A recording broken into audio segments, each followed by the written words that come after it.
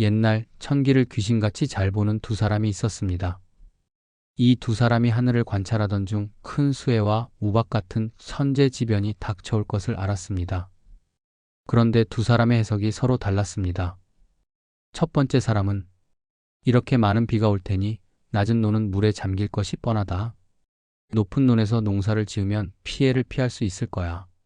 그는 높은 곳에 있는 논에만 농사를 지었습니다. 반면 두 번째 사람은 비가 오겠지만 우박이 쏟아질 가능성도 있다. 높은 논은 우박에 더 쉽게 노출될 테니 차라리 깊은 논에 농사를 짓는 것이 안전할 것이다. 그는 깊은 논에만 농사를 지으며 대비했습니다. 시간이 흘러 드디어 하늘이 검게 물들고 천둥과 함께 폭우가 쏟아지기 시작했습니다. 높은 논을 선택한 사람은 안도하며 말했습니다. 보아라. 내가 높은 논을 선택한 것은 옳은 판단이었다. 물이 차오르면 낮은 논은 모두 잠기겠지만 내 논은 안전할 것이다. 그러나 그는 놓치고 있던 또 다른 변수를 생각하지 못했습니다. 비가 그친 뒤 하늘에서 거대한 우박이 쏟아지기 시작한 겁니다. 우박은 마치 돌멩이처럼 농작물을 마구 때리고 부수며 논밭을 초토화시켰습니다. 높은 논은 우박의 직격탄을 맞았고 작물들은 모두 부서지고 짓이겨졌습니다.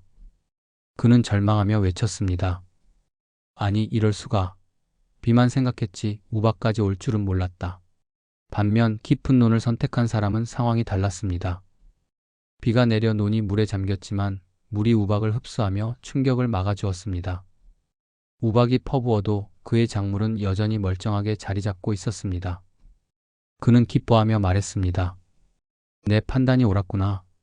우박과 물 모두를 견딜 수 있는 논을 선택한 덕에 작물들이 살아남았다. 재난이 끝난 뒤 높은 논을 선택한 사람이 말했습니다. 천기를 아무리 잘 본다 해도 모든 변수를 생각하지 못하면 아무 소용이 없다. 나는 비만 신경 썼고 결국 우박이라는 변수를 놓쳐 이렇게 망하고 말았다. 깊은 논을 선택한 사람은 말했습니다. 천기를 잘 보는 것도 중요하지만 무엇보다 중요한 것은 지혜로운 해석과 균형 잡힌 판단이다. 한쪽에만 치우친 생각은 오히려 화를 부를 수 있다. 주의. 이 이야기는 우리에게 몇 가지 중요한 교훈을 전합니다. 높은 논을 선택한 사람은 비로 인한 수해에만 집중했지만 우박이라는 변수를 간과했습니다. 이는 하나의 문제만 집착적으로 해결하려다 더 큰 문제를 낳을 수 있다는 사실을 보여줍니다. 문제를 해결할 때는 다각적인 접근과 종합적인 사고가 필요합니다. 깊은 논을 선택한 사람은 비와 우박이라는 두 가지 가능성을 모두 고려하여 대비했습니다. 이는 균형 잡힌 판단과 융통성 있는 대처가 성공의 핵심임을 보여줍니다. 상황을 종합적으로 분석하고 다양한 변수에 대비하는 능력이 필요합니다. 두 사람 모두 천기를 읽는 능력은 뛰어났지만 높은 논을 선택한 사람은 단순한 예측에 머물렀고 깊은 논을 선택한 사람은 예측을 바탕으로 실제 행동을 계획했습니다. 미래를 예측하는 것만으로는 부족하며 그에 따른 구체적인 행동과 준비가 반드시 필요합니다. 깊은 논을 선택한 사람의 판단은 위험을 분산시키는 지혜를 보여줍니다. 비와 우박 두 가지 가능성을 모두 견딜 수 있는 방법을 선택했기 때문에 성공할 수 있었습니다. 하나의 선택에만 의존하지 말고 다양한 가능성에 대비하는 전략이 중요합니다. 하지만 높은 논을 선택한 사람은 실패한 경험을 통해 자신의 한계를 인정하고 교훈을 얻었습니다. 이는 실패가 끝이 아니라 더 나은 판단을 위한 배움의 과정임을 보여줍니다. 실패를 두려워하지 말고 그것을 발전의 발판으로 삼아야 합니다. 징검다리 놓아준 효자. 옛날에 호라비의 아들과 과부의 딸이 있었어요. 두 사람은 가까이 지내며 서로 마음이 잘 통해 결혼까지 생각하게 되었죠. 하지만 결혼을 준비하던 중 뜻밖의 문제가 생겼습니다. 어느 날 갑자기 호라비 아들이 개울물에 징검다리를 놓기 시작한 것입니다. 동네 사람들이 무슨 일을 하는 거냐고 묻자 우리 아버지가 그 처녀의 어머니를 좋아하십니다.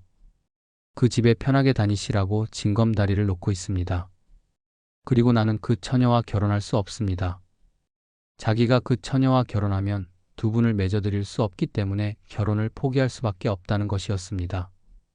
그 처녀는 결국 상사병이 걸렸습니다. 그런데 마침 그 지역에서 효도하는 사람을 뽑아 상을 주기로 했고 두 사람이 후보로 뽑혔습니다. 첫 번째 후보는 부잣집 아들이었어요. 그는 겉으로는 아버지에게 잘해주는 것처럼 보였지만 속마음은 달랐습니다. 아버지가 친구들과 술을 마시러 나가려고 하면 아버지 주막에서 늙은이들과 술을 드시다니요. 집에서 드세요. 하며 고기 반찬까지 마련했지만 정작 아버지가 좋아하는 음식은 무시했습니다. 아버지 뭐가 제일 드시고 싶으세요? 하고 묻고는 나는 보리밥에 시래기국이 제일 좋다라고 하면 그게 음식이라고 드세요? 하며 도리어 비웃었죠. 그러니 잘 차려줘도 아버지는 행복하지 않았습니다. 다른 한 후보는 징검다리를 놓아준 호라비의 아들이었어요. 그에게 사람들이 물었죠. 내가 왜 그 처녀를 상사병에 걸리게 했느냐? 그는 대답했습니다. 우리 아버지가 그 처녀의 어머니를 좋아하시는 걸 알기에 내가 장가를 들면 두 분을 맺어드릴 수 없잖아요. 그래서 징검다리를 놓아드리며 밤마다 아버지가 건너가실 수 있도록 했습니다. 결국 법에서 효자를 뽑았는데 징검다리를 놓아준 아들이 큰 상을 받았어요. 너는 진짜 효자다. 라고 칭찬하며 상을 내렸죠. 그리고 서로 사랑하던 처녀와 결혼도 했습니다. 반면 아버지의 취향을 무시하고 비난했던 부잣집 아들은 빵점을 받았습니다. 주에 이 이야기는 부모가 좋아하는 것을 존중하며 진심으로 대접하는 것이 진짜 효도임을 알려줍니다. 호라비의 아들은 자신의 행복보다 아버지의 마음을 우선으로 여겼습니다. 아버지가 과부를 좋아한다는 것을 알고 자신이 결혼을 포기하며 징검다리를 놓아 편히 다니게 했습니다. 효도는 물질적 지원이나 거칠애로 하는 것이 아니라 부모의 마음과 뜻을 존중하고 이해하려는 진심에서 비롯됩니다. 호라비의 아들은 자신의 사랑을 포기하면서까지 아버지의 행복을 위해 희생했습니다. 반면 부잣집 아들은 겉으로는 효도하는 척했지만 정작 아버지가 원하는 것을 비웃으며 자신의 방식만을 고집했습니다. 진정한 효도는 희생과 배려를 통해 부모의 삶을 편안하고 행복하게 만들어주는 것입니다. 부잣집 아들은 고기 반찬과 좋은 술을 준비하며 겉으로는 효자처럼 행동했지만 아버지가 좋아하는 보리밥과 시래기국은 무시했습니다. 그의 행동은 부모를 위한 것이 아니라 자신의 체면과 이미지에 불과했습니다. 부모가 진정으로 원하는 것을 존중하지 않고 자기 방식만을 강요하는 것은 효도가 아니라 오히려 불효가 될 수 있습니다. 호라비의 아들은 징검다리를 놓아 아버지가 편히 다닐 수 있도록 했습니다. 이는 단순한 행동이 아니라 부모와의 정서적 연결을 상징하는 효도의 모습이었습니다. 효도는 부모와의 관계를 강화하고 그들의 삶을 더 편안하게 만드는 연결의 다리 역할을 합니다. 아무리 값비싼 음식과 좋은 환경을 제공해도 부모가 진정으로 원하는 것이 무엇인지 모른다면 그 대접은 무의미해집니다. 효도는 부모의 필요와 감정을 이해하고 존중하는 데서 출발합니다. 진정한 효도는 물질적 지원이 아니라 부모가 원하는 것에 대한 공감과 존중에서 비롯됩니다. 어느 때 임금님이 갑자기 기이한 명령을 내리셨습니다. 재로 새끼를 꼬아서 가져오너라. 재라면 불을 피우고 남은 가루 같은 걸 말하는데 그걸로 새끼를 꼬라니요. 이게 무슨 말인지 사람들은 도무지 이해할 수 없었어요. 아무리 고민해도 방법을 찾지 못한 사람들은 임금님의 명령을 완수하지 못할까봐 두려워했어요. 이 명령을 제대로 수행하지 못하면 중한 벌이 내려질 수도 있었거든요. 그래서 온 나라가 술렁이기 시작했지요. 이 명령은 단순한 시험이 아니었어요. 임금님은 나라의 지혜로운 사람을 찾기 위해 이 명령을 내린 것이었답니다. 사람들은 머리를 맞대고 고민했지만 결국 방법을 알 수 없었죠. 그러다 누군가 말했습니다. 우리가 어르신께 물어보는 게 어떻겠소? 노인들은 오랜 경험과 지혜를 가지고 계시니 방법을 아실지도 모릅니다. 그리하여 사람들은 아주 연로한 한 노인을 찾아갔어요. 그 시절에는 고려장 같은 풍습도 있었으나 이 노인은 정말 긴 세월을 살아온 지혜로운 분이었던 모양입니다. 재로 새끼를 꼬라는데 도무지 어떻게 해야 할지 모르겠어요. 재는 꼬일 수가 없잖아요. 노인은 잠시 조용히 생각하더니 이렇게 말했습니다. 새끼를 불에 태워봐라. 생철 같은 단단한 그릇에 올려놓고 천천히 태우면 된다. 태운 새끼는 모양이 그대로 남을 것이다. 사람들은 노인의 말을 듣고 그대로 따라했습니다. 새끼를 불에 올려놓고 조심스럽게 태웠어요. 정말로 새끼가 타면서 그 모양 그대로 재로 남았습니다. 사람들이 감탄하며 노인에게 물었어요. 정말 지혜롭습니다. 그런데 어떻게 이런 방법을 아셨나요? 노인은 미소를 지으며 말했습니다. 삶에서 배운 것이지. 불 속에서 본질을 잃지 않는 것이 무엇인지 알면 답은 보이는 법이다. 사람들은 노인의 가르침을 따랐고 그렇게 만들어진 재로 된 새끼를 그대로 임금님께 바쳤습니다. 임금님은 이를 보고 크게 감탄하며 말씀하셨지요. 참으로 지혜롭구나. 너희들 중에서도 가장 지혜로운 자는 이 일을 해결한 노인이구나. 임금님은 노인을 불러 상을 내리시고 백성들에게도 말했습니다. 노인을 공경하고 그들의 지혜를 따르라. 그들의 경험은 우리 모두의 자산이다. 주의 임금님의 명령은 단순히 재로 새끼를 꼬라는 말이 아니라 문제의 본질에 집중하라는 메시지를 담고 있습니다. 복잡한 문제를 만났을 때 겉으로 드러난 문제만 보지 말고 그 속에 숨겨진 본질을 이해하는 것이 중요합니다. 업무에서 예상치 못한 문제가 생겼을 때 단순히 겉모습만 해결하려 하지 말고 근본 원인을 분석해야 성공적인 해결이 가능합니다. 노인은 새끼를 태우면 모양이 그대로 남는다는 것을 경험을 통해 알고 있었습니다. 이는 실질적인 경험에서 나오는 지혜가 중요함을 보여줍니다. 책이나 이론만으로는 해결할 수 없는 문제들이 있으며 삶에서 얻은 경험과 실제 사례를 통해 문제를 해결할 수 있는 실질적인 지혜가 필요합니다. 장인 정신이나 전통적 기술처럼 오랜 경험에서만 나올 수 있는 숙련된 지혜는 현대 사회에서도 여전히 중요한 가치를 지닙니다.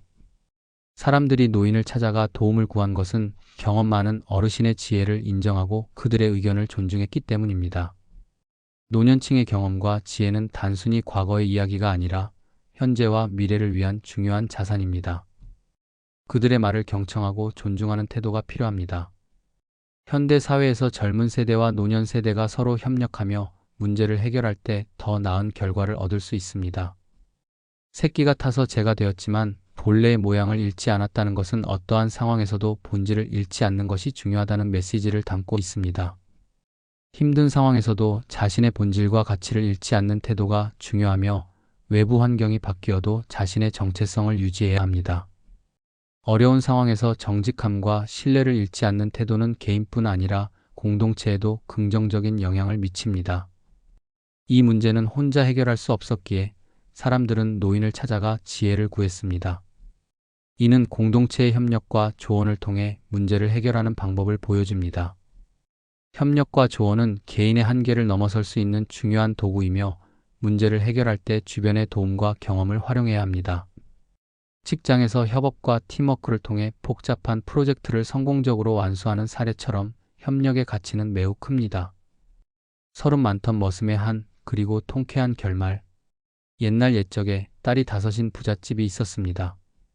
이 집은 어린 나이에 부모를 여의고 장터를 떠돌던 한 머슴을 들였지요. 머슴은 겨우 한 끼 밥이라도 먹을 수 있다는 기대에 이 집에서 살게 되었지만 그의 삶은 그리 녹록하지 않았습니다. 머슴은 항상 허드렛 일을 도맡아 하면서도 제대로 된 대접을 받지 못했어요. 그때는 상투를 틀고 머리를 빗어야 했는데 머슴이 쓸 빗이나 도구들은 늘 없었지요. 그는 다른 사람들에게 얼기빗이나 铅빗을 빌려달라고 부탁하곤 했습니다.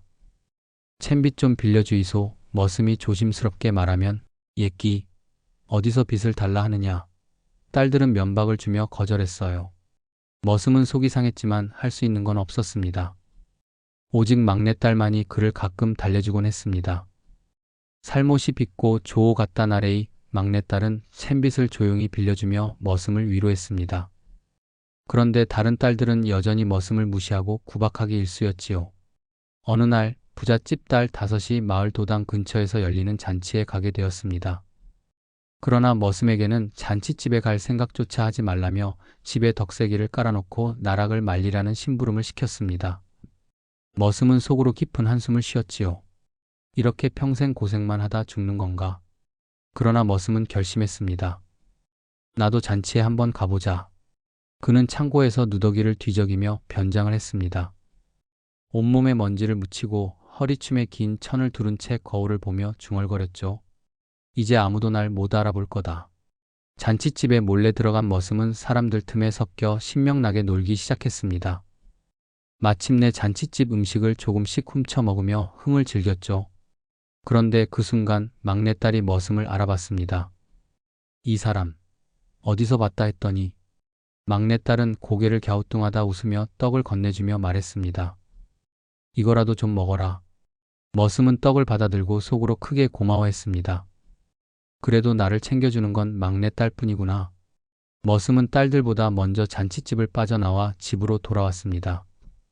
그리고는 덕세기 위에 앉아 아무 일도 없었다는 듯 태연히 쉬고 있었지요. 잔칫집에서 돌아온 딸들이 물었습니다. 머슴아, 너는 집에서 고생만 했으니 오늘 하루 뭐 했노? 머슴은 속으로 너희들이 나를 알아볼 줄이나 알겠나? 하고 웃었지만 겉으로는 아무 말도 하지 않았습니다. 며칠 뒤 하늘이 무섭게 어두워지며 천둥과 번개가 치기 시작했습니다. 가족 모두 겁에 질려 기도하던 그때 하늘에서 천신이 내려왔습니다. 천신은 머슴과 막내딸 앞에 서더니 말했죠. 머슴아, 내가 받았던 서름을 알았다. 그리고 막내딸아, 너는 머슴에게 따뜻한 마음을 나눴으니 너희 둘을 새로운 삶으로 데려가겠다. 천신은 머슴과 막내딸을 데리고 하늘로 올라갔습니다. 부잣집의 나머지 딸들은 그제야 후회하며 울부짖었습니다. 아이고, 진작 챔빗 하나라도 줬으면 우리도 천신의 도움을 받을 수 있었을 텐데. 머슴은 자신을 구박하던 네 딸들에게 직접적으로 복수하지 않았지만 천신의 도움으로 새로운 삶을 시작하며 자신의 한을 조용히 풀었습니다. 구박하던 딸들은 서름과 자책 속에서 남은 삶을 살아가야 했으니까요. 머슴이 막내딸에게 이렇게 말했습니다. 살못이 도와준 덕분에 하늘이 우리를 알아줬구나. 작은 배려라도 진심이라면 하늘이 알게 된다는 걸 오늘 알았어. 막내딸은 고개를 끄덕이며 대답했죠. 사람은 누구에게나 다 소중하니까요. 그걸 모르는 사람은 결국 자기 삶을 잃게 돼요. 주에 막내딸은 모두가 무시하던 머슴에게 작은 도움과 배려를 베풀었습니다. 단지 빚을 빌려주고 잔칫집에서 떡을 건넨 행동이었지만 이 작은 배려가 머슴과 자신의 인생을 바꾸는 큰 복으로 돌아왔습니다. 사소해 보이는 친절도 큰 결과를 가져올 수 있으며 누구에게나 작더라도 진심 어린 배려를 실천하는 것이 중요합니다. 머슴은 부잣집에서 수많은 서름을 겪었지만 직접적인 복수가 아닌 묵묵히 견디며 자신의 상황을 받아들였습니다. 천신은 머슴의 고통을 알아주고 그에게 새로운 삶을 주었습니다. 억울하거나 힘든 상황에서도 참을성과 인내를 잃지 않는다면 결국 그 서름은 하늘의 정의로 보상받을 것입니다. 머슴을 무시했던 내 딸은 작은 빚 하나조차 베풀지 않아 천신의 도움을 받지 못했고 자책 속에서 남은 삶을 살아야 했습니다. 타인을 무시하거나 배려를 게을리하면 그 결과는 자신에게 부정적인 영향을 미칠 수 있습니다. 머슴은 자신이 겪은 고난과 서름을 하늘이 알고 있다는 믿음을 잃지 않았습니다. 천신은 결국 머슴의 고통을 보상하며 그의 한을 풀어주었습니다. 세상에서 보이지 않는 정의도 언젠가는 실현됩니다. 자신을 믿고 올바른 길을 걸으면 하늘이 돕는다는 믿음을 가지는 것이 중요합니다. 머슴은 자신을 구박했던 딸들에게 직접적으로 복수하지 않았습니다. 대신 자신의 삶을 새롭게 시작하며 과거를 묵묵히 떠나보냈습니다. 과거의 상처나 억울함에 얽매이기보다 그것을 극복하고 자신의 삶을 변화시키는 것이 진정한 승리입니다. 담배 빼앗은 소금 장수를 몰매 맞게 한 정평구. 장난도 한 끗 차이, 웃음 뒤에 눈물이 따라와. 옛날에 가진 것이라곤 허풍과 재치뿐인 정평구라는 풍류객이 있었습니다. 그는 남이 남긴 음식을 얻어먹고 어디서든 이야기 한 자락으로 사람들을 웃기며 살았어요. 그러던 어느 삼복더위가 기승을 부리던 여름날에 일이 벌어졌습니다. 그날 정평구는 길을 걷다가 정자나무 시원한 그늘에서 잠시 앉아 쉬었습니다.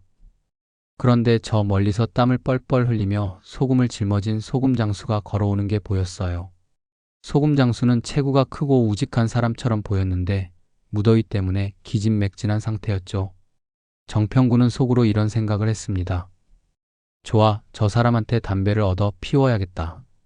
하지만 그냥 달라고 하면 재미없지. 한번 장난을 쳐볼까? 하고는 가지고 있던 담배를 물에 적셔버렸어요. 정평구는 소금장수가 다가오자 친근하게 말을 걸었어요.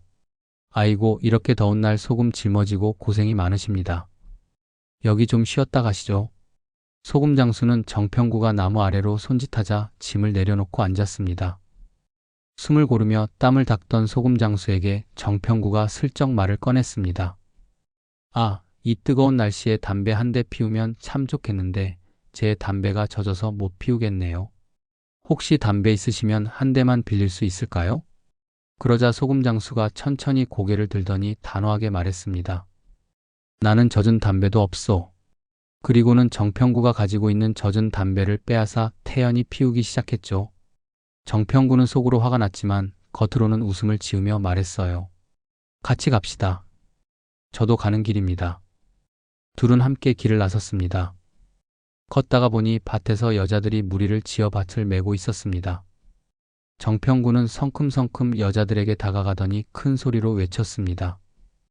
여기 박씨 아주머니 계세요? 여자들은 어리둥절한 얼굴로 고개를 들었습니다. 정평구는 곧바로 말했죠. 아이고, 지금 이 더운 날씨에 밭일하고 계시다니. 시어머니께서 돌아가셨다길래 제가 부고를 전하러 왔습니다. 그런데 집에 아무도 없어서 이렇게 달려왔네요. 빨리 가셔야 할 겁니다. 여자들은 깜짝 놀라 얼굴이 하얗게 질려서는 서둘러 집으로 달려가기 시작했습니다. 그 틈에 정평구는 소금 장수를 향해 외쳤습니다. 형님, 빨리 와요. 이러다 큰일 나겠어요. 소금 장수는 상황이 심상치 않다는 생각에 우왕좌왕하느라 도망갈 틈도 없었습니다.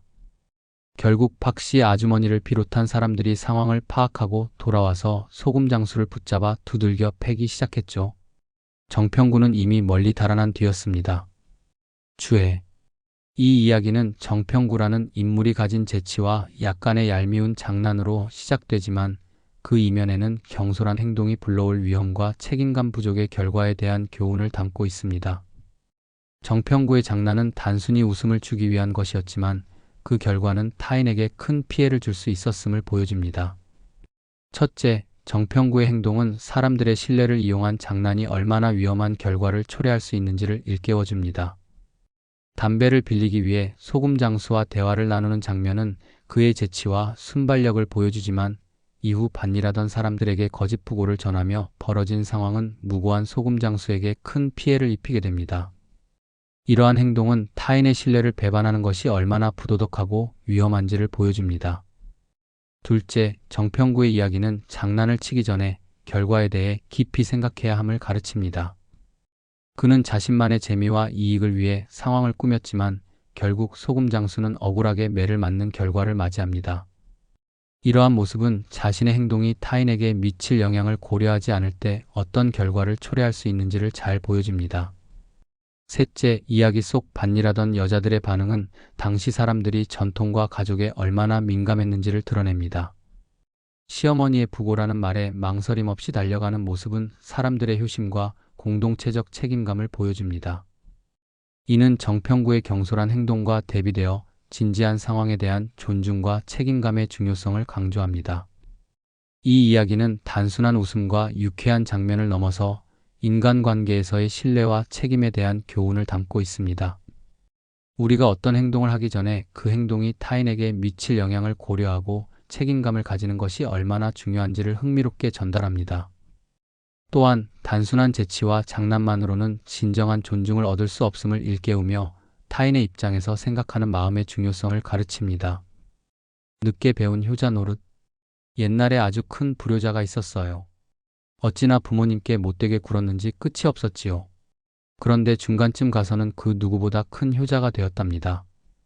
자, 이야기를 시작할게요. 어느 마을에 두 내외가 살고 있었는데 어렵게 아들 하나를 낳았어요. 아들을 귀하게 키우려고 애지중지했지만 부모님이 어릴 때부터 잘못 가르친 탓인지 일이 벌어졌지요. 어머니가 이렇게 말했대요. 저 아버지 한 대 때려봐라. 그러면 아들이 가서 아버지를 때렸대요. 그러면 이번엔 아버지가 말했어요. 저 엄니 한 대 때려봐라. 그러면 또 어머니를 때렸대요. 이렇게 어릴 때부터 부모님이 시키는 대로 행동하던 아들은 나중에는 부모님을 때리는 게 일이 되어버렸어요. 집에만 들어오면 아버지를 때리고 어머니를 때리고 이건 정말 큰일이었지요. 두 분은 이러다 맞아 죽게 생겼다 싶어 걱정이 태산이었어요. 그러던 어느 날 아들이 좀 심심했는지 시장에 갔어요. 지게를 지고 장에 갔다가 돌아오는 길에 점잖은 어른 한 분이 고기를 많이 사들고 힘들어 보이더래요. 아들이 말했어요. 어르신, 제가 그 고기를 대신 져드리겠습니다. 그래도 되겠냐? 삭도 안 받고. 아유, 싹이고 뭐고 그냥 제가 져다 드리겠습니다. 그렇게 고기를 짊어지고 그 어른의 집까지 따라갔대요. 그 집에 도착하니 그 어른이 겉옷을 벗고 소매를 걷더니 샘가에 가서 고기를 깨끗이 씻고 끓이기 시작했대요. 그러더니 이렇게 말하더래요. 어머니, 아버지 많이 드세요. 그리고는 부모님께만 고기를 드리고 본인은 한 점도 먹지 않더래요. 이걸 본 아들이 속으로 생각했어요. 아, 저 어르신은 부모님을 위해 이렇게 정성을 다하는데 나는 왜 맨날 때리기만 했을까? 안 되겠다. 그 길로 아들은 장에 돌아가 자기 돈으로 고기를 조금 샀어요. 형편이 넉넉치 않으니 많이는 못 샀겠지요. 그리고 집에 들어갔답니다. 집안에서는 또 아이고 이번엔 얼마나 맞으려나 하고 부모님이 겁에 질려 있었어요. 그런데 웬걸 아들은 들어오자마자 고기를 손질하더니 샘가에서 깨끗이 씻어와서 직접 끓이고 볶아서는 말했어요. 어머니 많이 드세요. 아버지도 많이 드세요. 그때부터 아들은 부모님께 더없이 공손하게 굴었고 그 누구보다 큰 효자가 되었어요. 그래요. 사람은 듣고 배우고 본받는 게 정말 중요해요. 그 어른의 효도하는 모습을 보고 아들도 깨닫고 따라하게 된 거지요. 그래서 사람은 보고 듣는 문장이 있어야 한다는 거예요. 주에 부모님이 어린 아들에게 잘못된 행동을 직접 가르친 탓에 아들은 폭력이 자연스럽다고 배웠습니다. 이는 부모의 가르침이 자녀의 행동과 가치관에 얼마나 큰 영향을 미치는지 보여줍니다. 부모의 말과 행동은 아이가 세상을 배우는 첫 번째 교과서입니다. 잘못된 가르침은 아이의 인격 형성과 행동에 큰 영향을 미칠 수 있습니다. 시장에서 만난 어른이 부모님께 고기를 정성껏 대접하는 모습을 본 아들은 스스로 자신의 행동을 반성하고 변화를 결심했습니다. 이는 말보다 행동이 훨씬 강력한 교육 효과를 가진다는 사실을 보여줍니다. 사람은 단순한 훈계보다 좋은 행동의 본보기를 통해 더 크게 깨닫고 변화할 수 있습니다. 아들은 자신의 잘못을 깨달은 뒤 즉시 부모님께 고기를 대접하며 효도를 시작했습니다. 이 과정은 깨달음이 행동으로 이어질 때 진정한 변화가 일어난다는 것을 보여줍니다. 잘못을 깨닫는 것만으로는 부족합니다. 깨달음을 행동으로 옮겨야 진정한 변화가 시작됩니다. 아들이 어릴 때부터 큰 잘못을 저질렀지만 자신의 행동을 반성하고 변화를 결심한 뒤 부모님과의 관계를 회복할 수 있었습니다. 이는 과거의 잘못이 있어도 진심 어린 노력으로 관계를 바로잡을 수 있음을 보여줍니다. 가족 간의 갈등은 화해와 배려를 통해 언제든지 회복할 수 있습니다. 중요한 것은 진심으로 노력하는 태도입니다. 아들은 부모님을 때리는 행동을 어릴 때부터 배운 반면 시장에서 만난 어른의 효도하는 모습을 통해 변화할 기회를 얻었습니다. 이는 환경과 주변 사람들의 행동이 개인에게 큰 영향을 미친다는 것을 의미합니다. 좋은 환경과 긍정적인 본보기는 개인의 성장과 변화를 이끄는 중요한 요인입니다. 자신을 해친 사람의 자식으로 태어난 뱀. 옛날 산 아래 한 작은 동네에 토끼를 많이 키우는 집이 있었습니다. 그 집 주인은 날마다 아침이 되면 토끼들을 산으로 데리고 가 풀어놓고 저녁이 되면 다시 모아 집으로 데려오곤 했습니다. 주인은 토끼를 소중히 여기며 돌보았는데 어느 날 이상한 일이 벌어졌습니다. 토끼들을 산으로 데리고 가던 중 뒤에서 짹짹짹짹 하는 소리가 들렸습니다. 주인이 돌아보니 커다란 뱀이 토끼 한 마리의 다리를 물고 놓지 않고 있었습니다. 토끼는 고통스러워하며 움직이지 못하고 소리를 내질렀습니다. 주인은 깜짝 놀라 낫을 들고 뱀의 꼬리를 힘껏 내리쳤습니다. 뱀은 놀라 토끼를 놓고 꼬리를 흔들며 도망쳤지만 꼬리가 잘린 채로 동네 아래로 사라져 버렸습니다. 이 일이 있은 후 주인의 아내가 임신을 하게 되었고 얼마 뒤 건강한 아들을 낳았습니다. 그 아들은 훤칠하고 잘생긴 데다 총명하기까지 해서 동네 사람들 사이에서 칭찬이 끊이지 않았습니다. 부모는 아들을 무척 사랑하며 소중히 키웠습니다. 아이가 돌이 지나 2살이 되었을 무렵 한 스님이 동네를 지나며 시주를 받으러 이 집을 찾았습니다. 스님은 아이를 한참 바라보더니 혀를 끌끌 차며 말했습니다. 아이는 참 잘생겼습니다만. 스님의 태도가 이상해서 아이의 엄마는 불안한 마음에 물었습니다. 스님, 왜 그러십니까? 무슨 일이 있는 건가요? 스님은 깊은 한숨을 내쉬며 대답을 피하고는 떠났습니다. 그런데 며칠 뒤 스님이 다시 찾아와 말했습니다. 마을 사람들을 모두 부르고 수출 준비하도록 하세요. 반드시 내 말대로 하셔야 합니다. 다음 날 저녁 마을 사람들은 스님의 말대로 숯을 가져와 모였습니다. 스님은 그 숯을 불에 넣고 새빨갛게 달구게 한 뒤 빈관 하나를 가져와 그 위에 놓으라고 했습니다. 그런 다음 스님은 갑자기 그 집 아이를 들어 관 안에 넣으려고 했습니다. 아이를 사랑하던 부모는 깜짝 놀라 울부짖으며 말렸습니다. 스님, 이게 무슨 짓입니까? 우리 아이에게 왜 이런 일을 하시는 겁니까? 그러나 스님은 단호한 태도로 관 뚜껑을 닫고 못질을 하더니 달궈진 불 위에 관을 올렸습니다. 관이 뜨거운 열에 이글거리며 타기 시작하자 관 속에서 갑자기 허옇게 배를 뒤집은 뱀 같은 것이 꿈틀거리며 불길 속에서 죽어갔습니다. 스님은 설명했습니다. 과거에 이 집 주인이 뱀의 꼬리를 자른 일이 있었습니다. 뱀이 원한을 품고 이 아이에게 안갚음을 하려고 태어났던 것입니다. 그러나 이제 뱀의 원한은 사라졌고 아이는 안전해졌습니다. 그 말을 들은 부모와 마을 사람들은 비로소 모든 일을 이해하게 되었습니다. 뱀이 다시는 아이를 해치지 못하도록 한 스님의 지혜에 감사하며 모두 안도의 한숨을 내쉬었습니다. 주에 뱀은 자신을 해친 주인에게 복수하기 위해 그의 아이로 환생했습니다. 이는 과거의 행위가 단순히 끝나는 것이 아니라 그 여파가 다른 방식으로 돌아올 수 있음을 보여줍니다. 원한과 갈등은 시간이 지나도 해결되지 않으면 더 큰 문제로 이어질 수 있습니다. 스님은 뱀의 원한을 해결하기 위해 지혜롭게 행동했습니다. 과거에 있었던 사건을 꿰뚫어보고 마을 사람들을 동원하여 문제를 해결하는 결단력을 보여줬습니다.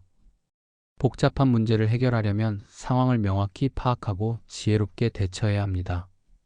주인이 뱀을 다치게 한 행동은 결국 그의 가족에게까지 영향을 미쳤습니다. 이는 우리의 행동이 단순히 현재로 끝나는 것이 아니라 미래에 예측하지 못한 결과를 초래할 수 있음을 보여줍니다. 어떤 행동을 하기 전에 그 행동이 가져올 장기적인 영향을 신중히 고려해야 합니다.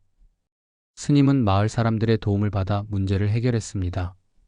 마을 사람들이 협력하지 않았다면 뱀의 원한은 제거되지 못했을 것입니다. 큰 문제를 해결하려면 개인의 힘만으로는 부족하며 집단의 협력과 지지가 필요합니다. 부모는 스님의 말을 따르며 아이를 잃을 수 있다는 두려움을 극복하고 아이를 위해 희생적인 결정을 내렸습니다. 이는 과거의 잘못을 바로잡기 위해서는 용기와 결단이 필요함을 보여줍니다. 잘못을 바로잡기 위해 필요한 희생과 노력을 두려워하지 말아야 합니다.